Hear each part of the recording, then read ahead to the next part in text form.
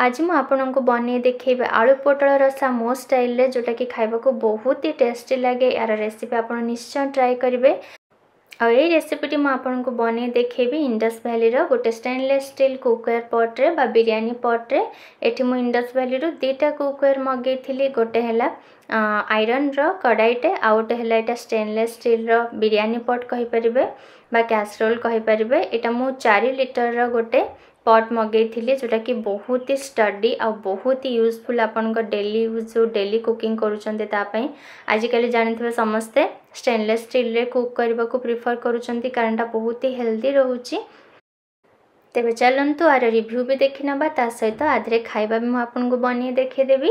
ए जो stainless steel cooker पट्टी एटा 3 ply steel जोटा कि आजिकल बहुत चलुची।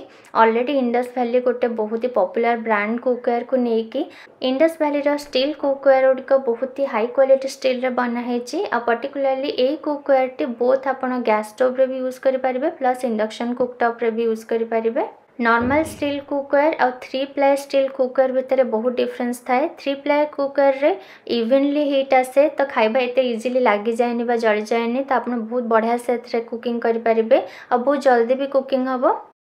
और ये कुकवेयर डिश वाशर सेप तो इजीली आप डिश वाशर रे भी आपको क्लीन करि परिबे। एटी देखंतु म आपनको ओपन करि देखौची आर एमती का ग्लास कवर रहइबो किंतु एटा बहुत ही स्टडी अछि। मु ऑलरेडी आपको यूज कलेनी तो एटा बहुत लॉन्ग टर्म रे आपन रखि के कुकिंग करि परिबे और बहुत इजीली एटा बढ़िया कुकिंग हबो। आ आर फ्लैट बेस रहउची तो इंडक्शन रे भी आपन कुकिंग करि परिबे।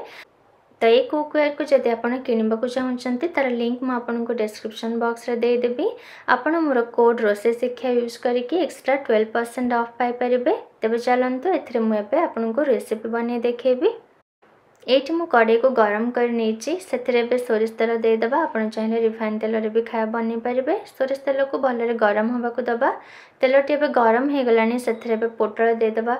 पोटल को हमें भल से भाजी नबा। आ पोटल को देखि परथबे एमते आपण डायगोनली काटि नेबे।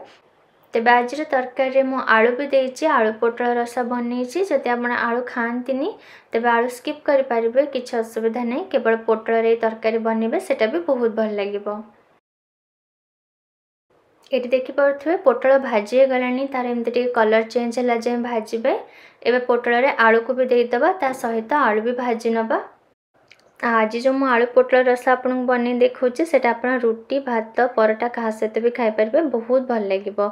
एठी मु एथरे टिके लूण दउछि कारण पोटल रे टिके लूण देले ना तरकारी तार स्वाद आहुरी भल आसे कारण पोटल भीतर पूरा से लूणटा पसबो खाया को बहुत भल लागिबो। एबे देखंतु मु आको आउथरे भल से भाजी नउछि। एठी आलू पोटल दीटा को भलरे भाजी गलानी। आको एबे काढी नबा और सेम कड़ाई रे एबे तरकारी बनेबा। एबे सेम कड़ाई रे मु आउटिके तेल नहीं जाउची। तेल को गरम होबा को देबा। एठी तेल गरम हे गलानी सेथरे गोटे तेजपत्र और छोटो दालचीनी खंड दे दबा। आर फ्लेवर तरकारी रे बहुत भल आसीबो। ता सहित आम अधा छोट चामच जीरा दे दबा। जीरा जमती भल से फुटी आसीबो सेथरे आम गोटे बड़ कटा पियाज दे दबा। पियाज को एकदम छोट छोट कर काटी नेबे। आ पियाज को टिके कलर चेंज होला जाए भाजिबे। एटी पियाज भल से भाजी हे गलानी। एथरे पे अदा रसुण पेस्ट दबा। एठी मु 3 चामच अदा रसुण पेस्ट नीची। आपण जो क्वांटिटी रो बनौचंती से हिसाब रे अदा रसुण पेस्ट नेबे। आको एबे 2-3 मिनिट जाए भाजी नबा जेमती को अदा रसुण पेस्ट रो कंचा स्मेलटा पळेबो सेटा भल से भाजी हे जिवो। आ मसलाटी भलरे कसी हेले ही तरकारी टेस्ट भल आसीबो। तो 2-3 मिनिट जहाले भी मसला को भल से कसीबे लो फ्लेम रे। एटी देखि परथिबे मसलार कलर चेंज हे गलानी भल से कसी जायछि। एबे एथिरे टमाटो और काजू को ग्राइंड कर रखितबा पेस्ट दे दबा। एठी मोटे बड़ टमाटो सहित 5-6 काजू नेकी ताको भल से ग्राइंड कर देथिली। एथिरे बे दे दोछि से पेस्ट और ताको भी भलरे गोळे देबे। एबे मसला रे दे दबा लूण। जेहेतु आम पोटल भाजला बेले लूण देथिले से हिसाब रे कम लूण देबे।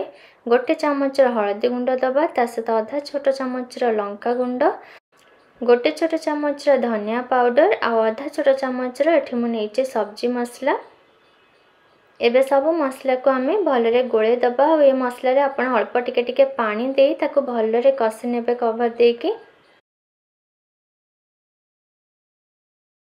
एबे देखि पारुथिबे मसलार तेल अलगा हो गलानी। मसलाटी भलरे कषि हो जाइछि। आको एबे आउथरे भलसे गोळे नबा। तापरे एथरे भाजी के रखिथिले आलू पोटଳ सेटाको दे दबा। एबे सेथिरे 2 चम्मच कसूरी मेथी को दे दबा। आको भलरे गोळे दबा। कसूरी मेथी पई ए तरकारी टेस्ट आहुरी बढ़िया आसीबो। एबे सबको को भलरे गोळे नै सेते दरकार मुताबिक पानी दबा। आपण जो हिसाब रे ग्रेवी चाहउचंती से हिसाब रे पानी रखिबे। एठी मते मीडियम ग्रेवी दरकार बा अल्प ग्रेवी दरकार त मु से हिसाब रे पानी देछि। पानी सहित भलसे गोळे दबा। आ एबे घोडणी दे याकू भलरे फुटिया पई छाडी दबा। आ तरकारी थरे फुटी आसले फ्लेम को लो कर दे हमें पोटल आलू सिझा जाए ताको भलसे कुक करबा। तरकारी को मु मझरे मझरे गोळे दउथिली। एबे आलू पोटल भलरे सिझी गलानी ताको आउथरे भलसे गोळे दबा। जदि आपनको एक्स्ट्रा ग्रेवी दरकार ता आ टिके पानी पे ऐड करि परिबे। एबे तरकारी ऑलमोस्ट रेडी। लास्ट को एथिरे अल्प टिके गरम मसला दे दबा आ ता सहित कटा धनिया पत्र दे दबा। एबे गैस रे फ्लेम को बंद कर दबा और तरकारी को भलरे गोळे नबा। आ हमर टेस्टी आलू पोटल रसा एठी रेडी हो जाइछि। ए रेसिपी आपण घरे निश्चय ट्राई करंतु। आपनको बहुत ही पसंद आसीबो। आ डिस्क्रिप्शन बॉक्स रे इंडस वैली रो कुकर को किनिया पई लिंक चेक करिया को भूलंतुनी। आ से लिंक को जाय आपण आउरी बहुत सारा वेराइटी रो कुकर पाई परिबे और ताको किनि परिबे। तेबे पुणी देखा हबो आपनक सहित आउ एक नया रेसिपी सहित।